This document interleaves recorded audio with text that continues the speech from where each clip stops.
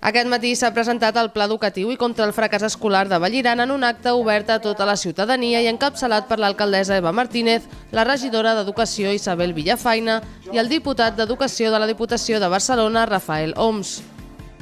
Sabem on estem, tenim un full de ruta molt clar i molt concís de què volem fer, quins són els objectius que hem de fer i les accions per poder fer-ho. Llavors, ara el següent pas és el període d'implantació és del 2018 al 2026, encara que ja hem fet moltes accions, ja les estem desenvolupant.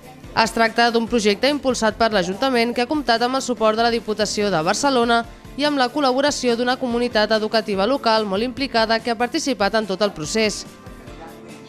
Cal destacar, sobretot, que aquest ha estat un pla molt participat, en el qual parlen de més de 300 persones, que la comunitat educativa s'ha implicat moltíssim, i aquest és per mi el millor indicador que es pot donar en un pla d'aquestes característiques. Aquest ha estat, doncs, un projecte molt transversal que finalment s'ha estructurat en 6 línies de treball.